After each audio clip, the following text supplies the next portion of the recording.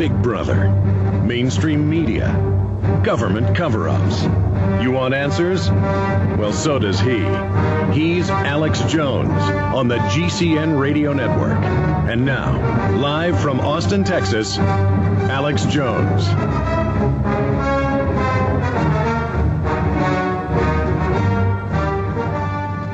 Life would go on if I don't. You know, I'm not so fully in tune like everyone else that thinks one person can make the total difference. I think that I would be like a red-headed stepchild out there. They would do everything to bury me that they could. And but look how much support Ron Paul got, over $27 million. I think you're going to get that same type of support. I think most of that movement would get behind you. And, I mean, again, the media doesn't have the power it had 6-7 years ago. Remember how they censored you when you tried to do your TV show? You're not going to be censored now because there's this huge alternative media now and everything. Well, wait a minute now. That's not true, because if you look at what's happening right now in St. Paul, where they're going to have the Republican convention, the police and the courts are already ruling that the protesters will not be allowed on any of the main streets, that they're going to be only to side streets, so that way they'll get them off. And you should march out there to cover any of the protesting. Yeah, I think you should march out there and protest that yourself. That's the type of aggressive stuff. Governor, let me advise you covertly. I mean, we need you as a general at the front of the army out there. I'm an enlisted man. I'm not a general. Well, you're a general now, whether you like it or not. You're like Chuck Yeager, who ended up being a general. Don't be calling me an officer. I knew who my parents were. Oh, my God. Okay, real quick, Eric, anything else? Yeah, that was a joke for everyone out there, so I know, they're not all angry at me. It's funny. Mark in California, you're on the air with Governor Ventura, soon to be Senator Ventura. Shush, Alex. I'm sorry. Go ahead. You're on the air, Mark.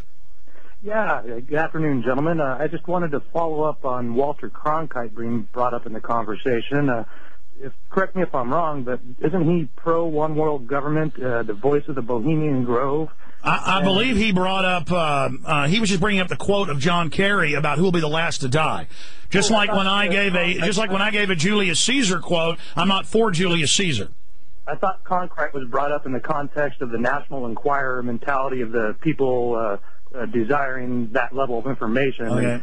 He was. Well, I don't recall so much as a kid growing up that we had that much news covering the death of Anna Nicole Smith and Paris Hilton getting thrown in jail. Yeah, I mean, sir, his point about how we have a tabloid thing then doesn't turn into Ventura's covertly supporting the New World Order. No, I'm not saying that. I'm not saying that at all. Okay, go ahead and make your point.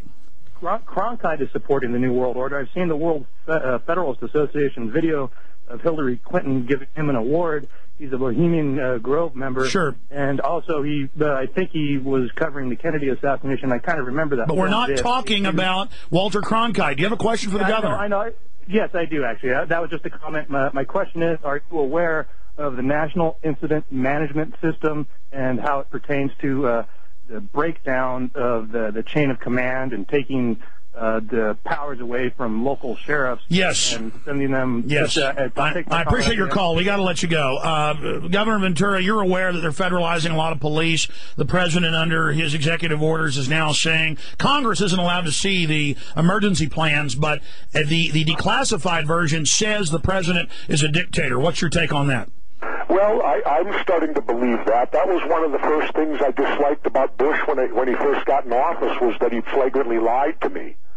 When we first got in office, of course, you have the National Governors Association that meets with the president, and you have the dinner on Sunday night, and then Monday morning you meet in the White House, and you talk domestic policy, what direction he's going to go, and what you can expect as a governor. And George Bush, the first year he was in office, looked at all of us and said he was going to be an old Federalist-type president. In other words, he was going to give power to the states, which I agree with. I like that. I like the idea of states being their own entities in this country, to where then the state that most fits my beliefs, I can go live in that state because they will be parallel to what I believe in. Well, Bush, what he did was just the opposite. Once he got in power, he was the opposite. He started taking all the power from the states. Cases in point. I believe 12 or 13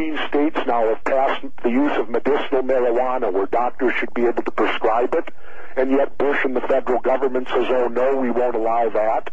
Oregon 2 times has passed the dignity and death bill where the people have voted on it. And yet Bush says, we don't care if you voted on it, we're not going to allow it to happen. And so George Bush is totally for federal power. So it doesn't surprise me in the least that he would be federalizing most of our law enforcement, because that's what our government has been heading that direction. It continues to head that direction, and nobody seems to want to stop it.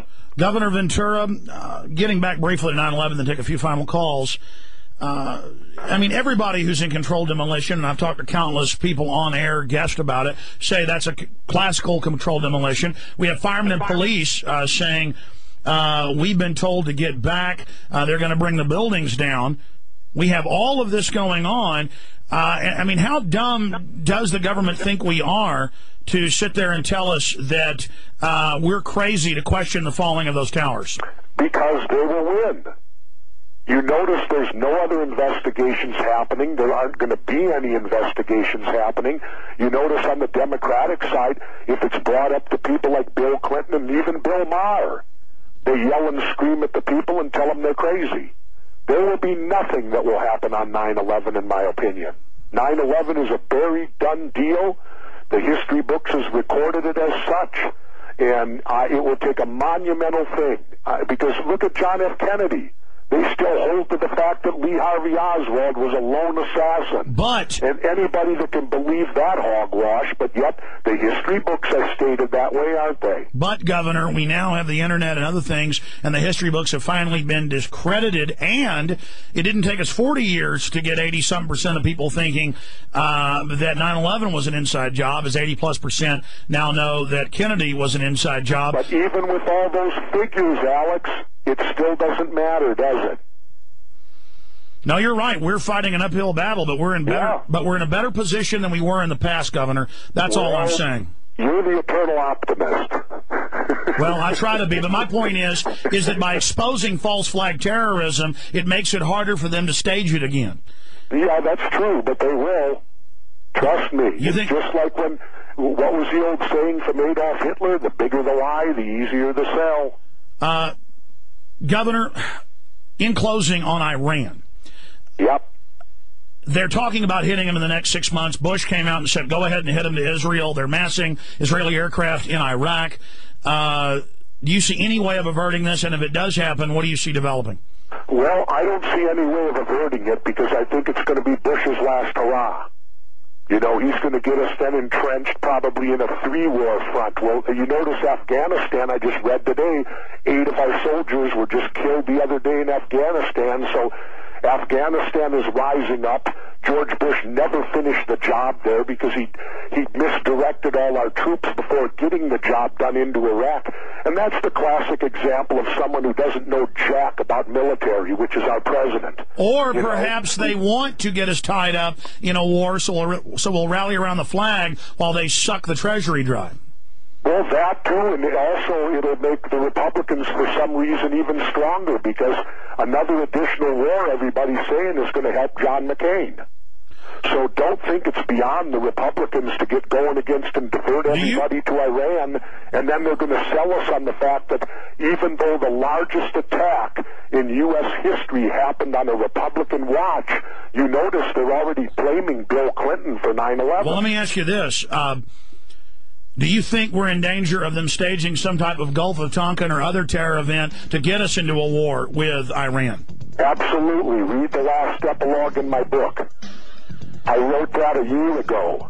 All right, Governor Ventura, this hour's over. It's a 1-minute break. Is it possible, unless you've got another interview, to do 5 more to take 2 final calls? I'll take 2 calls, but that's got to be it, Alex. Yes, sir. Yeah, it's only a 5-minute segment, and then we got Bob Chapman coming on. Stay with us. Back in 70 seconds, sir.